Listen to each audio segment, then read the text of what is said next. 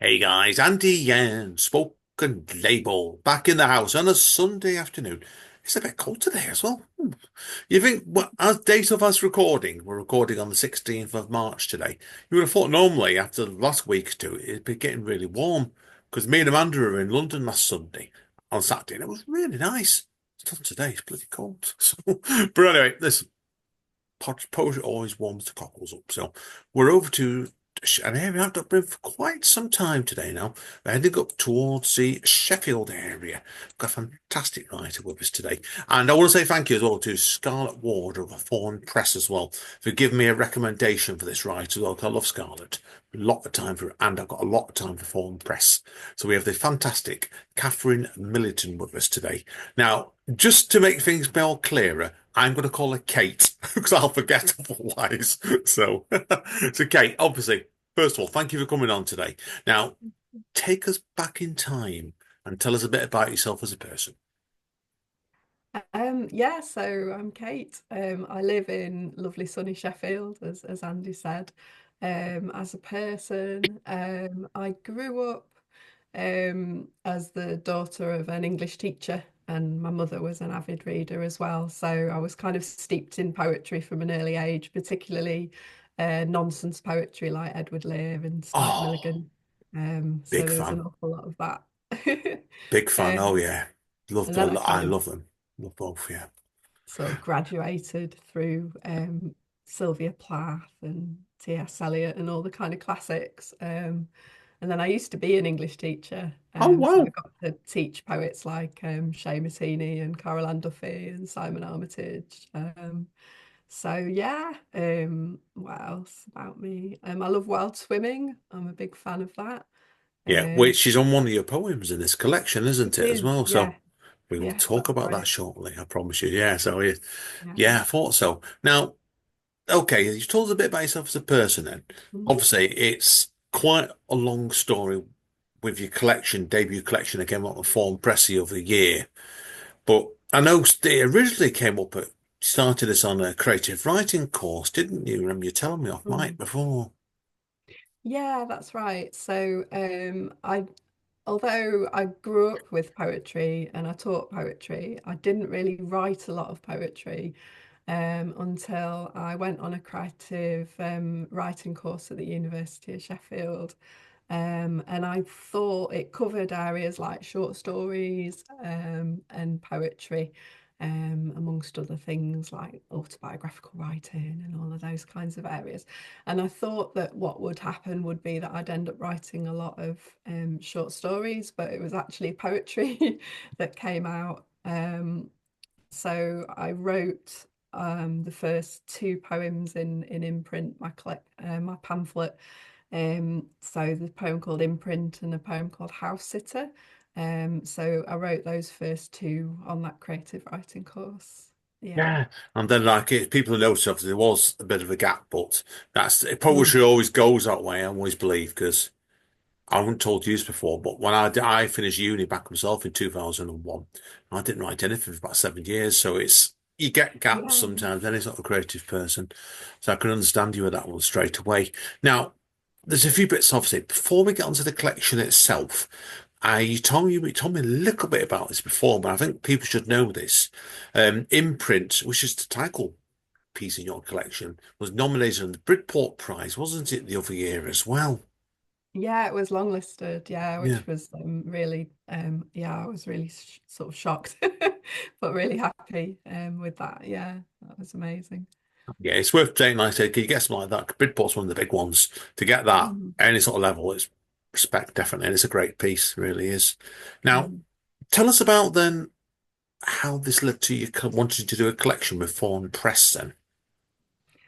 Um, well, going all the way back to the creative writing course, when I wrote Imprint and House Sitter, the tutor said that you didn't actually understand sort of what the poems were about, which was a bit of a shock. And it kind of got me thinking about who I was actually writing for, because initially I felt a bit like, well, I know what it's about and I'm writing it for me, so I don't care if people don't understand it. Um, And then it's a poem that's the imprint is all about my childlessness, and it's about a kind of linear journey through the sort of grief cycle. So imprint is right at the start where I'm having a round of IVF and it's not working out.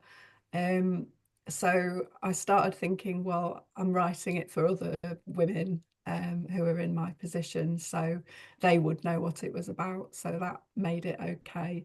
And then that kind of evolved into, so when I started writing the rest of the poems in the collection, it it it was a lot because I'd kind of moved to the point with my grief where it was, I mean, it's always going to hurt, it's always going to be a difficult subject, but it got to the point where it wasn't sort of flooring me anymore, and it wasn't sort of hitting me as hard. So I felt as though I wanted to be a voice for other people like me, so women and men who are in the same position. So that was where those particular poems came from. I don't know if you know, or the people who listen to the podcast know, but 1 in 5 women reach middle age without having children. And of that 1 in 5, 80% it's involuntary childlessness. And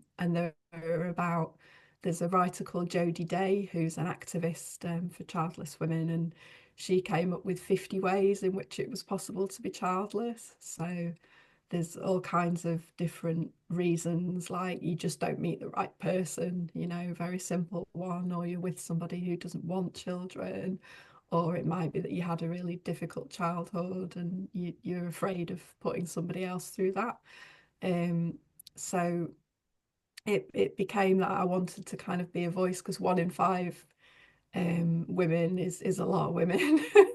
Yeah, And 80% of that is a lot as well. So I yeah, I think that you'll know someone like me yeah. I do, I somewhere do, I do. Yeah, in your life. I do because I've got no children myself, to be honest, and that's down to my health, really, unfortunately. So yeah, that's Yeah, why when this came up to chat, it meant a lot to talk about it to myself because it's like it's. I know I don't want to go into too much about me in this, but I can understand, Kate, pre to meeting Amanda, I was with a much older lady for some years, and she couldn't have children. To be honest, with you, she's mm, had a child herself, and it was her health was even worse than mine. So it's a topic I think society does need to be aware of sometimes. What suits one person doesn't always suit another for whatever reason. So yeah, I do agree with you yeah, in no, that. So definitely. And yeah. I mean, there aren't any data sets for men for kind of obvious reasons. I guess it's Hmm. it's sort of more difficult to find out men who don't have children and why they didn't, because you don't get that information through medical Yeah, info and so on. But yeah, the late great Benjamin Zephaniah was a fantastic champion for childless men. He did a lot of really good work just speaking out about that.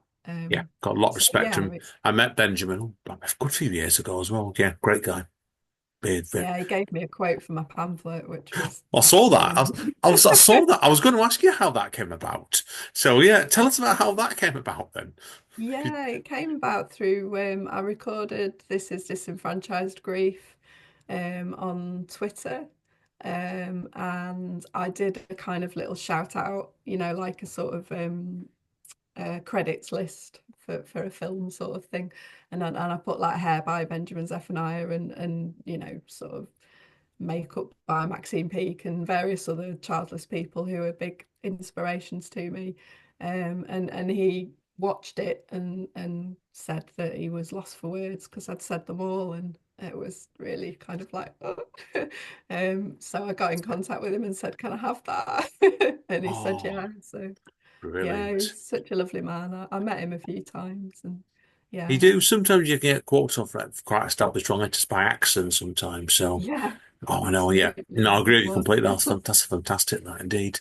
Now, obviously, obviously, I know we know, obviously, the collection is available through Form Press, and it's a tremendous collection as well, Kate. As I've told you already. But as you've told us, obviously, when you look at the stage, you think you needed to do this now. And you wrote most of the collection, apart from the two we talked about over the 2021, 2022 period, didn't you, really? Yes, that's right. Yeah, so during that period, it was kind of a bit of a lockdown thing, really. I became part of a collective called Scribblers Union that's run by a guy called Kevin P. Gilday up in Glasgow. And so it's a weekly session on Zoom where poets just get together and write to a stimulus and read out our work. And so it kind of got me writing on a regular basis, and it got me actually sort of thinking poetically and in that kind of mindset where you're sort of noticing images and things about the world, and having that kind of pressure to write something every week. And I found what came out was a lot of poems about my childlessness, which surprised me because I wasn't especially trying to do it or expecting it, but it was what came, and I felt like it obviously needed to come out. Um, and I think when you're dealing with grief, sort of grief taking a form, makes it easier to deal with. So writing about it was really therapeutic as well. Yeah, no, of Um, course, of course. but Yeah. yeah, most of it came from the Scribblers Union, and then I also managed to get a grant from Off the Shelf in Sheffield. Hmm. So I did some workshops with Helen Mort, the poet. Um, I've got to like, I love the first book, Division Street. yeah, Don't think yeah. I've, and she's done two more. I'm not read the other two yet, but I will. But I will. Oh, yeah, Division she's got Street's loads. tremendous. It is. Some of the Yeah, best and Dave her books I've Maxis read. show them's really good as well. Um, but yeah, so Helen mentored me as getting that funding. I kind of used it to have some sessions with Helen. So the Great sonnet choice. came from that period, and then she also helped me to sort of edit the poems and make them sort of fit for publication. So it was a really valuable partnership. I think when you get together a writer like Helen, like I said, Yes. I would love to get a spoken label, but I'm too terrified to approach her, to put it bluntly. But yeah, but you're right. If it Oh, is, shouldn't yeah. be. When you get together, you've got a really good writer like that. You can only learn from it, John. Like I said, the grants is a good Yeah. choice to do there, definitely. Now, we've already talked about Imprint from the collection, but I want to talk about most of the rest of them because like I say, it's only a slender little pamphlet. This it's definitely quality, not quantity here. Believe me when I say that about this, Kate, Yeah. before we start. Thank So, you. but yeah, now we've talked about Imprint. I want to know about Mother's Day next because I found this really interesting on the PDF you Mhm. sent me on page 13, where you put a word by itself. Sometimes I think I didn't try, which Mhm. I think that's really amplifies that poem by doing that. Mhm. Now, obviously, about the poem itself, obviously, but I'll let you tell me what the poem's so you can tell me a bit more about the poem. But what made you want to put that line by itself on a separate page? Yeah, so the poems for the others on Mother's Day. So in the childless community, we call it Others Day, because it is a really othering experience that you get. And it comes from a period in my life where I was really angry. So I guess in the grief cycle, it's definitely from the anger part because Of course. people would ask me a lot if I had children, and if I didn't have them, then why not? And I've found that very difficult at the time. So it's kind of about me imagining that I'm actually telling somebody very frankly what happened to me, and the sort of expression on their face when I'm doing that. Um, and the lines sometimes I think I didn't try is it's isolated on its own because whenever I read the poem, I mean, I did try, it was, I Of had course. several rounds of IVF, and it was a very difficult time. But it's it's going on to disenfranchised grief, and I know we're going to talk about that one, but I think when you've got nothing to show for something and you're grieving for something that never existed, it does sometimes feel as though, you should have tried harder, and there's a lot of guilt, and a lot of shame kind of around childlessness. So I isolated it on its own, partly because when I read the poem, I do find it hard to read that line, and I always do, even now when I've kind of, Yeah, moved on a understandable. fair bit from where I was. So yeah, it's isolated there just so people can kind of see it and look at it and hopefully think it's not true. Um, Yeah, but I think it's a very sometimes I powerful. do. It's very powerful doing what you did with that piece because you did that line. It's a great Mm, piece anyway. All the on this book, they measured and fought for you because you can tell it with it. You mean every word of it. But that's really important. That I mean, you said it's. I didn't know your story behind that then, but that does make sense. Like it is your amplifying point. That's really it's like a dagger in your own heart there. So yeah, mhm. I can relate to that. Yeah. Now, I want obviously a sonnet for my son. Mhm. Obviously, next then. I was counting the lines on this. Oh, it's What? not a sonnet, no. I know, that's my first question. I thought, this isn't a sonnet.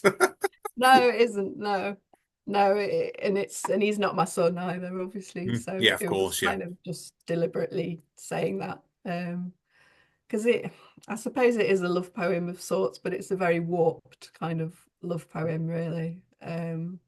So it's not really a sonnet in any sense of the word. No.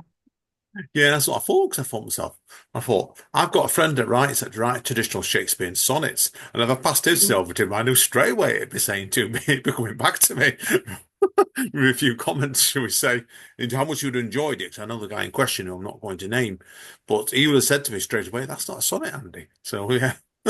Oh What, no, yeah, what no, made you, there are sonnets in the sorry, collection, but that's not yeah. one of them. Yeah, what made you want to call that then a sonnet for my son? Considering there actually is sonnets in the collection, and that's not. Yeah, I think just what I said really, because it isn't a sonnet. So form wise, it's not a sonnet, and subject wise, it's not really a love poem in, and it's not a love poem in the sense that people would, I don't know, categorize a love poem. I suppose it is about a kind of love, but it's a kind of love that when I wrote the poem, I was very ashamed of, and a kind of love that I didn't want to feel because it was for somebody that was in my life, but they weren't, close to me particularly, but I felt as though they could have been my son, and I wanted them to be my son, and it felt, I don't know, almost dirty, I suppose, just really just weird and wrong to feel like that about an adult person. At the time I wrote the poem, I was used to feeling like that about children and wishing that they were mine, but to feel like that about a sort of man, it felt quite strange. Um, and when I said for my son, as we've said, he's obviously not my son, so it was kind of like a poem about not being, the things that it's about, really. No, I get it completely of it. It's like I said, it said 40. Like I've been mentoring a couple of young ladies this last year or so, and Mm, I never wanted children. For just various reasons, not been able to have them because of my own health. But I've ended up, well, inadvertently getting called an online dad now. For the last couple of months. But yeah, I know it's yeah. relationships are always funny things for people sometimes, and it's sometimes it sneaks up and you at least expect it, and other times you wish and it's not going to happen. Yes, I know. Send you completely with that. Um, Mm, Next piece I want to talk about in the collection is Martha and Morris. Now, right. I really liked the lines here, so you've put love, just love, my biology all split up. I know Mm, why you've done it, mhm, and I'm curious to see if you've done it the way I think you've done it. So tell us about this piece mhm. then. So Martha and Morris is a sonnet. Yeah, I thought so. See, the people are wondering, yes, cunning link, right? It is one. I thought it was, yeah. So it's there to kind of show the kind of growth, I guess, and the change in me, throughout the time period the collection was written in. So yeah, Martha and Morris are my nephew and niece. That is their real names. Um, and it's a So whereas Sonnet for My Son's a very kind of pretty dark and pretty unhappy poem, this one is about feeling a kind of love that's actually, you're supposed to feel this way about children, and it's fine. Yeah, kind of that it's fine to feel like that, not guilty or not weird. That I all I felt towards them in that moment was love rather than shame or guilt or jealousy towards the mother or anything like that. So yeah, that's kind of why the words are isolated, because it's love, and love is, normal and natural, and a feeling that you should have, and actually, feeling like that towards my nephew and niece. Like I wish, like in Sonnet for My Son, I say I wish you were mine, and with Martha and Morris, I do wish they were mine, and that's understandable and it's okay. So this poem's kind of about a sort of love that's okay and Yeah. feels good. I can relate Mhm. to this because I was wondering, I wonder if it is about your nephew niece, but I've got like a nephew who's nearly 18. He's 18 this year, and he's 6'3". He's absolutely massive, and Wow. I bumped into him on. I work in Central Manchester, and the other week it was, and he's in his just started sixth form, and I bumped into him, two of his friends, and I hadn't seen him for probably a couple of months actually, and he's like, and the son of thought, grief, Jack, did you shut up? And like, I mean, just like that. And it's like it, but like I said, it means a lot to have got him in my life. And Amanda's younger sister, my wife, she's got two children. One's 2.5, he's a little terror, and she's got a 3 month old, 6 month old little girl now, and she's gorgeous, incredibly intelligent for her age as well. But you do, it's like when you got them at these. It means a lot to me, Janci. It means a lot to Amanda. It means a lot to me with Jack as well. But yeah, Mm, I completely agree with you there. Now, the most the love, I think this was the longest poem in the collection, and certainly the most hard-hitting, was This is yeah. Disenfranchised Grief. And this is a case of wow. It was about 4 pages long, wasn't it? But it's worth people seeing this Mhm. because I loved the repetition you used on page 2, where you started off with "You're the slug," and then did on page 4, "It's the stinging, it's the stalling." Mm. Obviously, you've given us a hint already about where this came from, but where did the idea come from about changing the viewpoint in pages 2 and 4? Um, so this this disenfranchised grief. Yeah, Disenfranchised grief is not my saying. So it comes from a psychologist, I think he was, called Ken Doker. I was wondering if Um, there's some kind of psychologist. This, 'cause I thought to myself, God, because people wonder we've not really spoke before, and I thought to myself, I didn't know if you'd done psychology somewhere or you used a case you read it somewhere. So, yeah, oh yeah, no, I heard of it through the sort of childlessness movement. But yeah, so disenfranchised grief is a kind of grief that's not recognized by society. So it can be things like grieving for a pet, for example.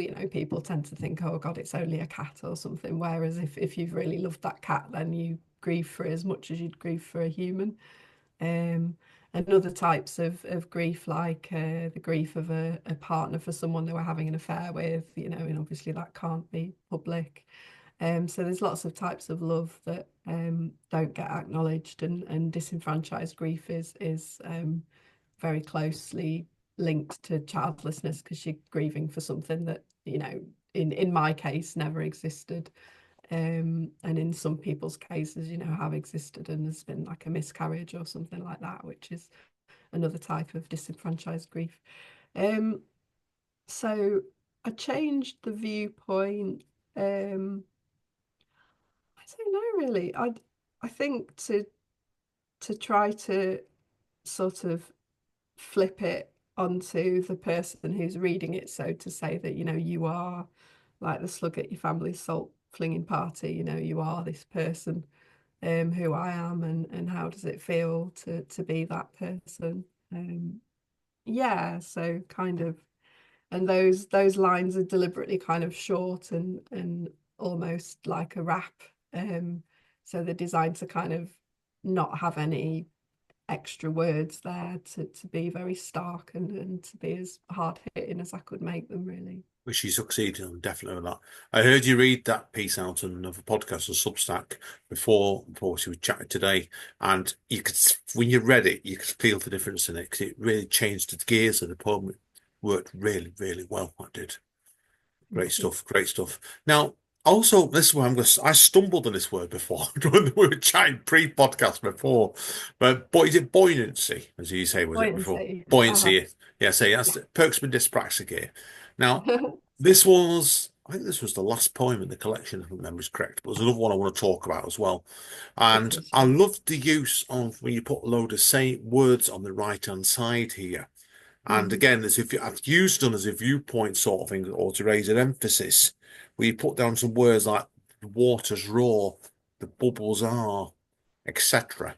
Now, mm, tell us about this poem. What mm. made you want to do that one on the right-hand side of the poem? So this poem's from, yeah, so it's the last poem Mm. in Imprint. So it's from the kind of acceptance area of grief, where I'm sort of feeling pretty good, really. And I'm in water, so I'm in a hot tub in a hotel. And I really like being in water. I mentioned while swimming earlier on, and there's another poem where I'm swimming. So it's kind of about, I think you have these moments of being in your life where you're very, very much in your own skin. And that was how it felt. I could kind of feel sort of every sensation, and my emotion was sort of happiness and contentment. So it's kind of about that, really. Um, and I separated those sections out. I mean, like you said, for emphasis, to sort of draw attention to things like fierce pride. And the last word in the poem is beautiful, and that's kind of isolated on its own as well. So kind of just to emphasize those feelings. Like one of the lines is, I have learned to anchor myself nowadays, and nowadays is kind of a part just because it shows how far I've come, that things are different now. Yeah, it's a great choice to finish the collection off this one. And I think emphasizing that word beautiful at the end of it is the end of the journey on this collection. Mm. Quite stunningly there, Thomas. Really, really well done. Now, however, that's not the last poem I want to talk to you about because there's a poem a couple Okay. before, but I thought was a different change in gears, and I understand why you did it. Was Wild Swans, Mm. and I thought it was a great poem. This and it just did you when you were doing this collection? Were you tempted at one point to put this at the end of the collection? Because you could have done, I think, with Wild Swans. Um, yeah, I could have done it. It's where it is because of the grief cycle. So Hmm. it comes kind of after for the others on Mother's Day. So it's kind of the sort of depression part of the grief cycle, really. Because there's a refrain in it that is, I want to be here, instead I orbit what I lack. I beat my wings at the swans and they beat theirs back. So it's kind of about being stuck, in your feelings of sadness and not appreciating the sort of beauty that's around you. And then there's a moment where I do sort of see some beauty and I do kind of wake up from it. But yeah, that was why it's where it is, just because it's that kind of depression side of grief. I thought so. It was like partly into leading on the journey, up and down all the Yeah, time. Yeah, I thought it was. Thought it was. it's So part of that art. Yeah. yes, it's a good choice for arcing. It keeps building up, and yeah, no, I'll get completely. I thought it was that, but Mhm. sometimes you know what I mean. I thought it's good to let you tell people yourself on that. Yeah. Now, but that's pretty well all my questions today on this, Kate. So obviously, we'll do the hard sell or the soft sell, whatever Okay. you want to call it, right? Where can people get hold of your collection, first of all? Yeah, so people can get a hold of it through Fawn Press's website, through their shop. And fawn is, as in a baby deer, so Fawn. So yeah, it's called Imprint. It looks like this. So, Oh, video exclusive. here we Video go. exclusive. Yeah. Yeah, brilliant. It. Um, Yeah. so And yeah, obviously, you can order it through that. I think it's 6.99, I think. well worth it as well that today if we sent it over to me. Now, obviously, social media wise, if people want to track you down to have a chat to you about, any of the themes you talked about today, Yeah, where do you sure. recommend they go to? The easiest one's probably Instagram. So I'm Millie, which is Millie, the poet, on there. So I'm happy for people to get in touch, if they want to, talk about anything really. I'm comfortable doing that. I, I am sort of very sad about being childless, and I always will be, but it's not, the kind of grief that it once was. So if people want to talk to me about that, that's fine. I'm happy to do that. I once had someone get in touch to say that they'd bought the pamphlet for their mother, so that she could read it and understand what they were going through. And that was like the greatest compliment I ever had, really. So, Wow. you Oh, know, yeah. I'm happy for people to reach out if they want to. Yeah, of course. Yeah, appreciate it. Getting completely with that. So, right, people, we'll take a quick break here because we're going to do the usual parts 2 and 3 here. And Kate is going to read out a few poems from part 2 and also see how time goes. Hopefully, one for TikTok as well. So, thank you today, Kate. This has been a fantastic podcast. I've been looking forward to this for quite some time. Thank you. No, it's been Thank you, great. folks. We will see you all two shakes of the dice.